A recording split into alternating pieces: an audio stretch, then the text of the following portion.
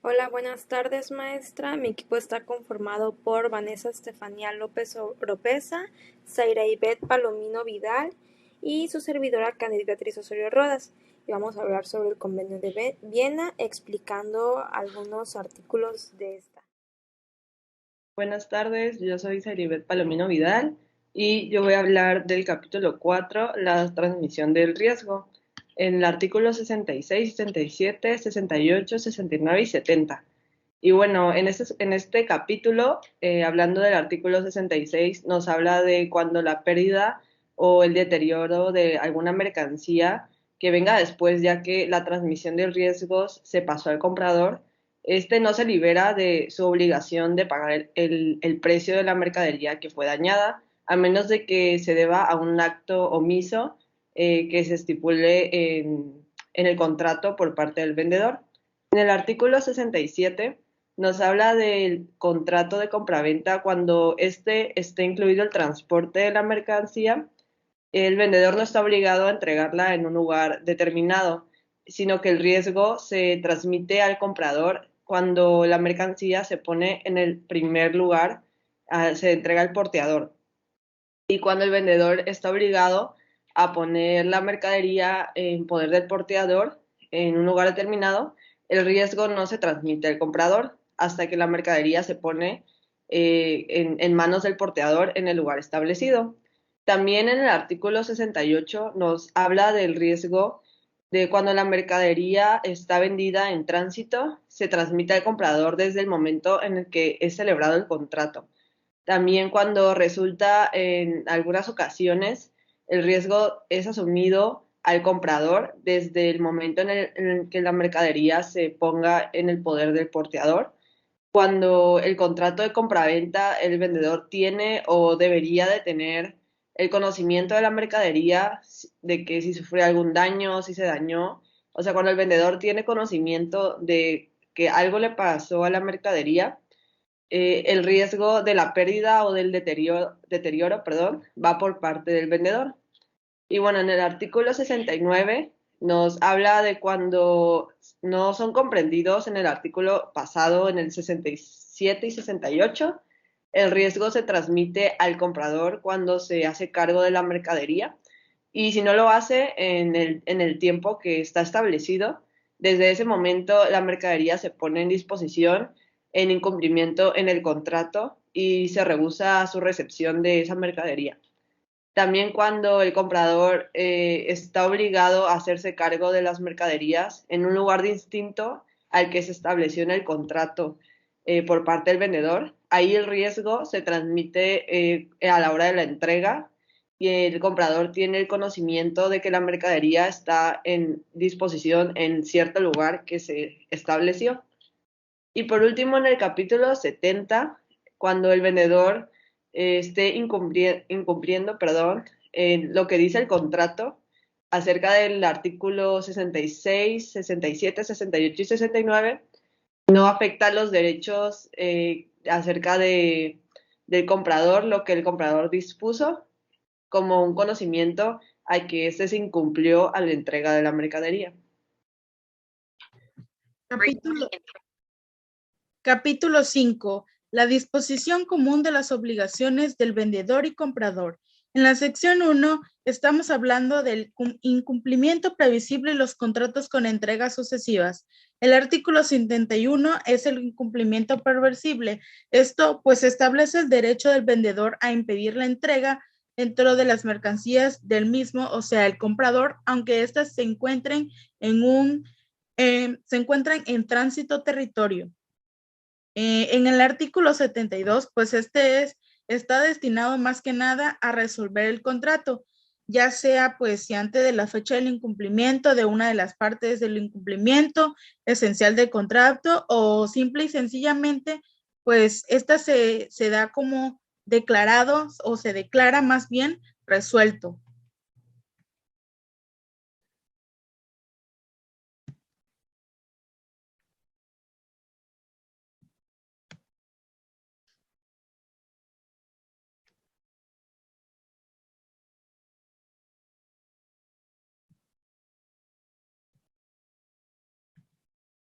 El artículo 73, pues es el incumplimiento por las partes de cualquiera de sus obligaciones relativas. Más que nada, pues es el que prevé, como dice, el incumplimiento de los contratos, ya sea pues sus entregas sucesivas o por bien, esto se va dando dentro de un determinado plazo. Y a continuación, mi compañera Candy va a seguir explicando el otro artículo. Mi nombre es Candid y voy a hablar sobre la sección 2 que pertenece a indemnización de daños y perjuicios. Esta consta de 5 artículos y la primera es el artículo 74, 75, de ahí 76 y 77.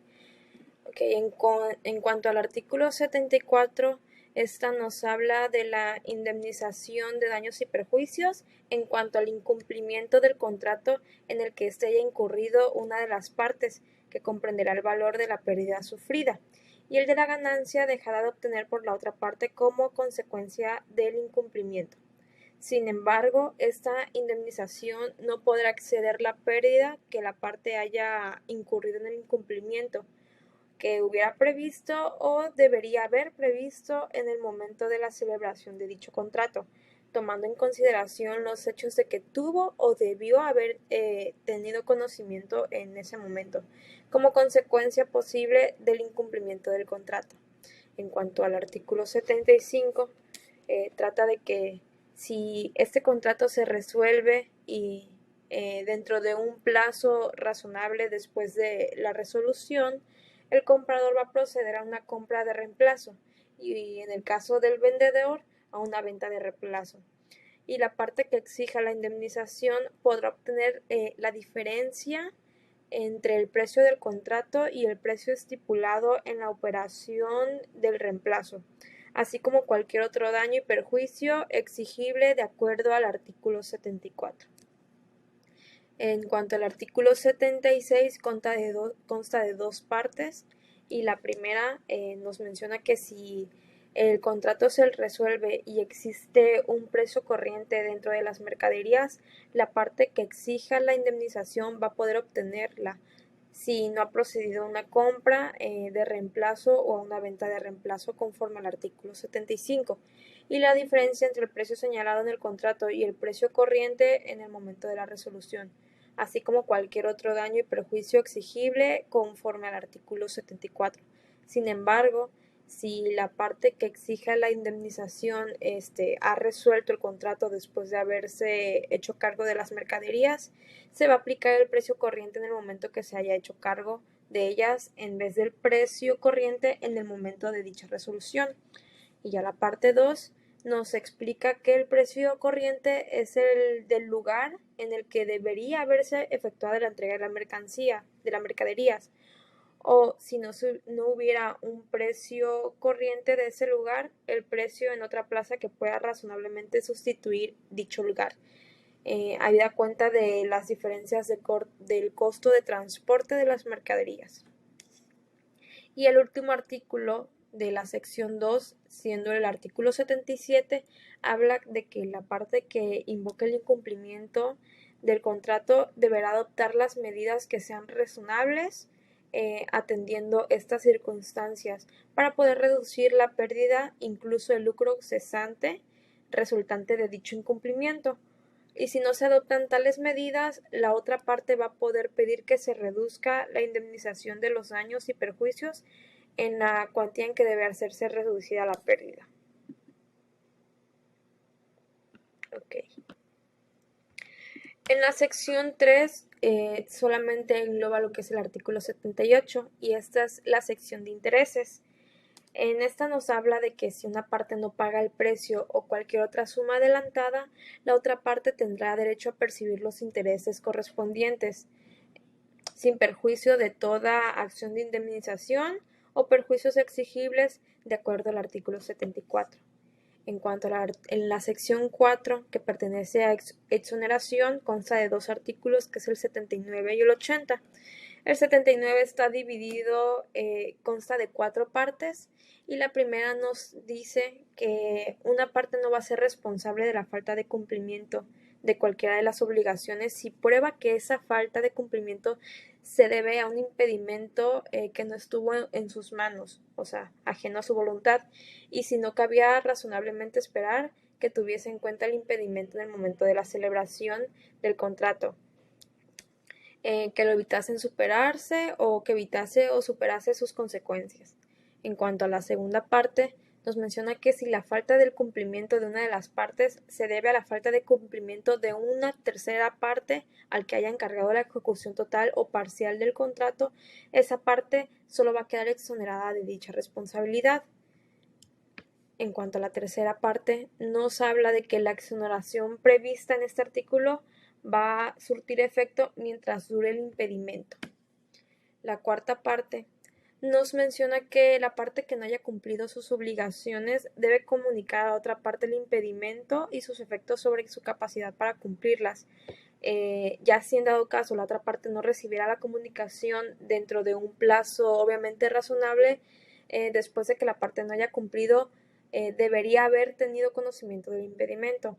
Esta última parte será responsable de todos los daños y perjuicios causados por falta de dicha percepción.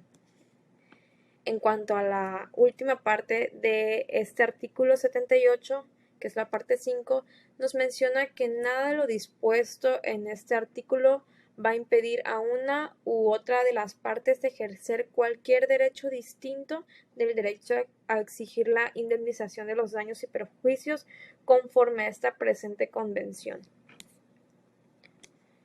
Y después el artículo 80 nos dice que una parte no va a poderse invocar en el incumplimiento de la otra o en la medida en que tal incumplimiento haya sido causado por acción o emisión de aquella. En cuanto a la bibliografía, pues toda esta información de los artículos se extrajo del archivo que la maestra nos proporcionó, que es el de convenio de la Convención de Viena.